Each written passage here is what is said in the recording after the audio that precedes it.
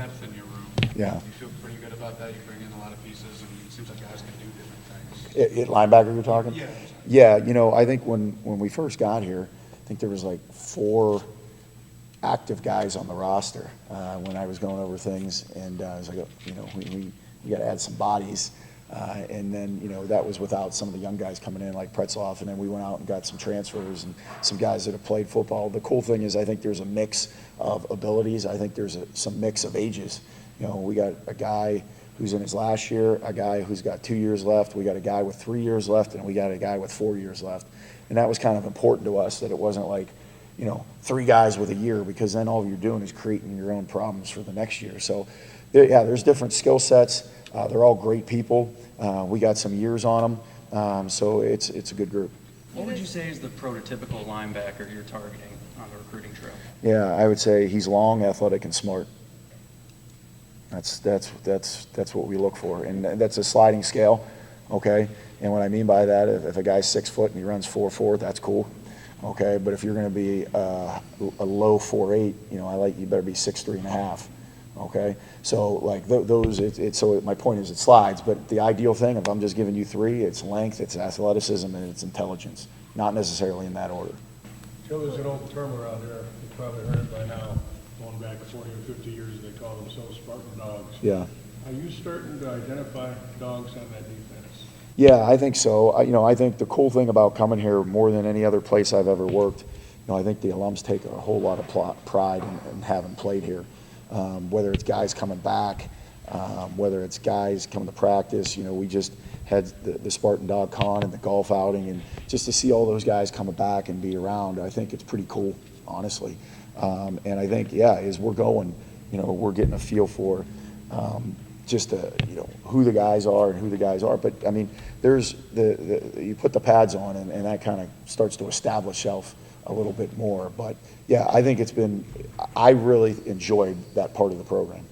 Ask Brian about this. You mentioned about the offensive line being a major piece for the success on that side. Yeah. You guys had so much turnover, interior defensive line.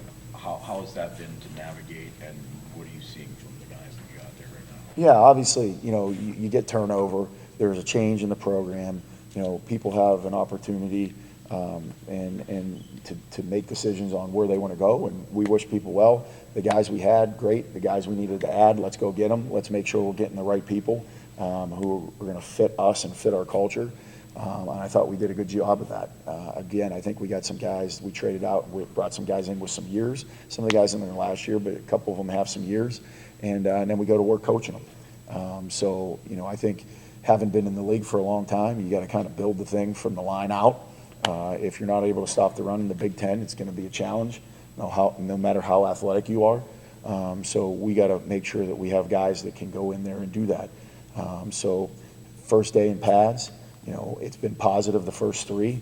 We'll know more info as we get more days in pads and we're tackling and all of those things. So does it put more emphasis for a guy like Maverick, not only has been here and played so much in the Big Ten, but was here in the spring, hearing the things that you guys were teaching, to kind of become that teacher? Yeah, I think so. Yeah, this is, it's unique football a little bit now. Like, you could have coached for a long time, like I have, but like the way the game is now is different, right? I think I don't know, 10, 11 guys who, maybe more, who weren't here playing spring ball, and then they're coming in, and you're going to be counting on them. It's different. And so, like, the guys who were here, played in the spring, have a little bit more experience in what you're asking to do. Those guys are invaluable. So I think that part's important. Michigan State's defense for a long time had been, like, feared or feared by opponents. Yeah.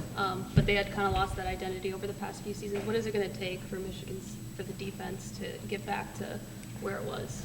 Yeah, I think the things we want to see when we put the film on is we want to see guys playing with extreme effort. Like, I think any really, really good defense is going to play really, really hard.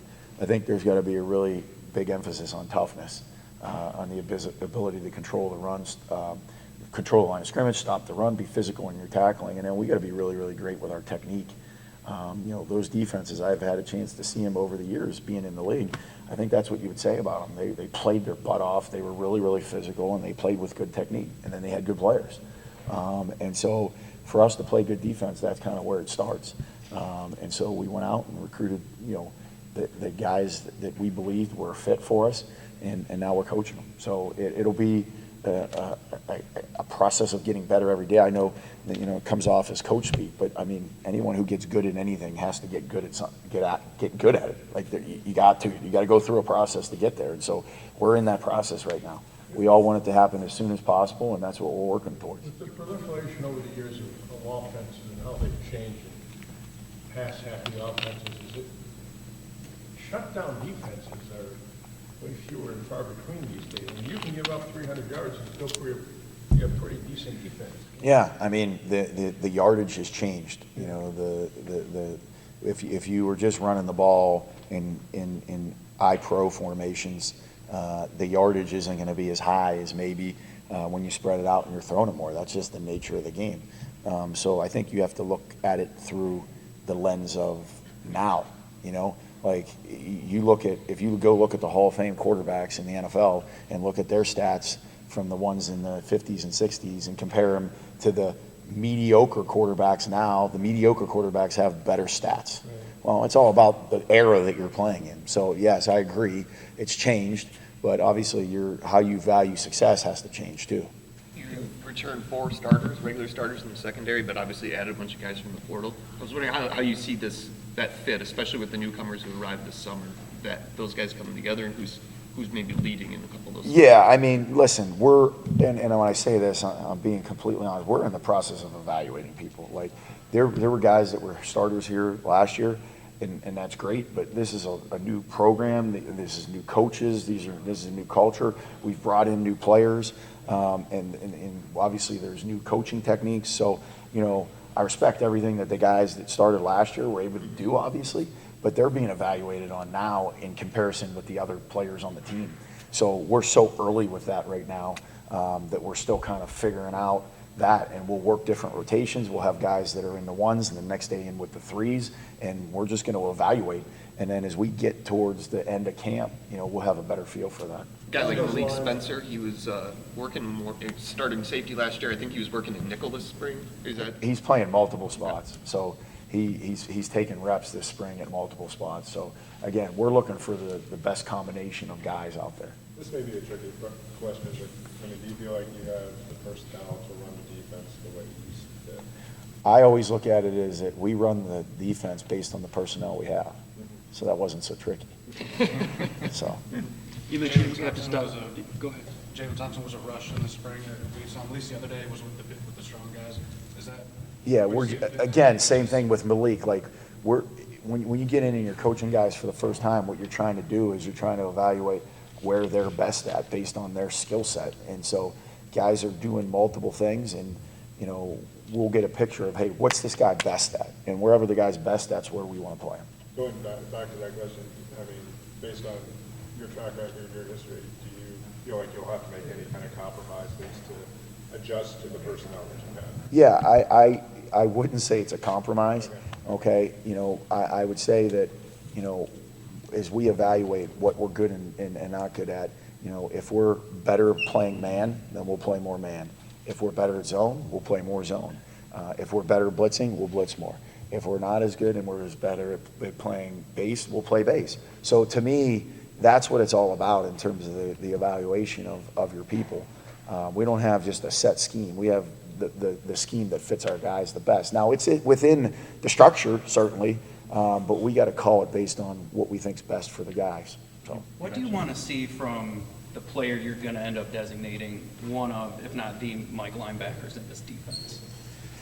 I think the Mike linebackers, there's got to be a portion of it's a leadership, but from a physical standpoint, you got to have guys that are comfortable, in space, and you wouldn't think that I would say that to start with the Mike, but the Mike ends up out of the box all the time in 3-by-1 formations, and so the guy's got to be physical and he's got to be able to stop the run and all those things. I got it, okay. And, if you're getting recruited as a Mike, you got to have that skill set. But you got to be comfortable in coverage.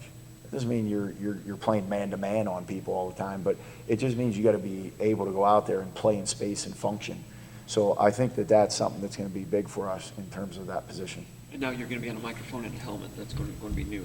Yeah. Right about that. It is. I mean, It's good. Obviously, there's a learning curve. Coaches, there's a learning curve with players. We've talked to a bunch of NFL guys. I've talked to former linebackers of mine who wear the headset in their helmet.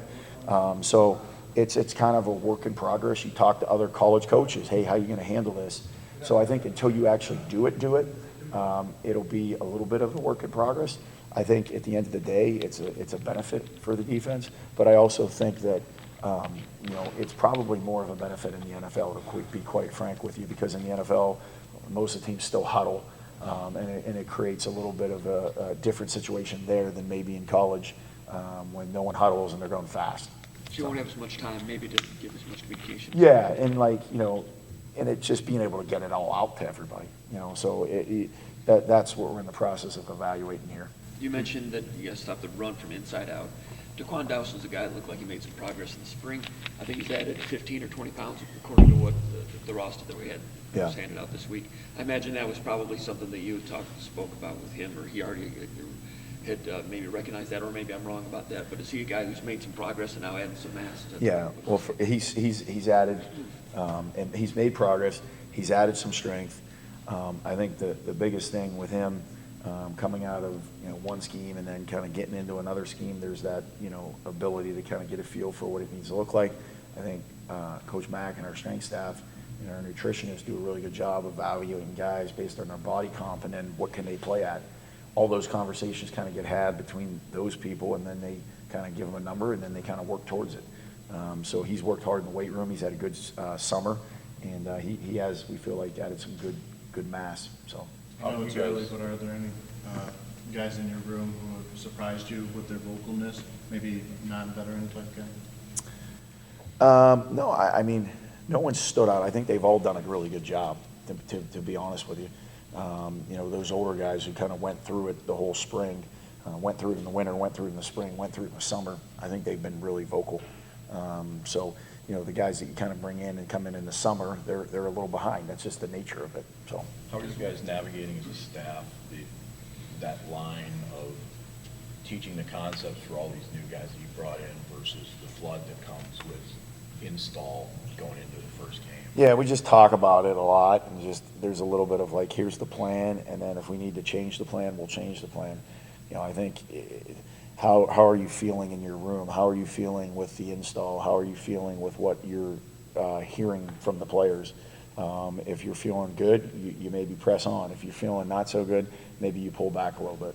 A lot of the defense is obviously about confidence. I mean, where did you get the sense the confidence level was amongst the defensive players, I guess, when you first arrived here, based on, all that happened in the last few years? Yeah, I think there was good confidence. I think confidence is the result of, preparing. I think confidence is the result of, going out and having success. And, you do that through the winter, and then you do that in the spring and through. So I think there was a group that felt good about what they could do, and they felt that, hey, here's a fresh start, and they felt, hey, well, let's go to work. And now we're in the process of that, like, positive action of, like, you got to go out and have success at practice. That kind of breeds the confidence. When it comes to, is Wayne a guy in your room that provides some versatility and can sort of shift, almost make you guys like nickel without, to give you a little bit of that? Yeah, well, here's what I say. I think Wayne is a really good player. Wayne had a really good day today. Wayne, I think, does a nice job in coverage. So I think that he is one of those more modern day linebackers where you feel like he's able to go and work in space and not be out of place. So he gives you some flexibility there for sure. The helmet communication, will that decision be player or position based, and who gets the helmet? It's going to be who's more in the middle of the defense. So that's going to be linebackers and safeties. And I'm just telling you, like, we're rotating that through, and then we'll ultimately make a decision on who it's going to be a little bit later. I'm still feeling it out. Like, it's my third day doing it. We did it in the spring a little bit, but now it's really, you got the exact equipment that you're going to be using in the spring. It was a little bit of, make it work, because you found out right before spring ball. Okay, now it's like, hey, we got the equipment that we're going to be using, so we're kind of feeling it out.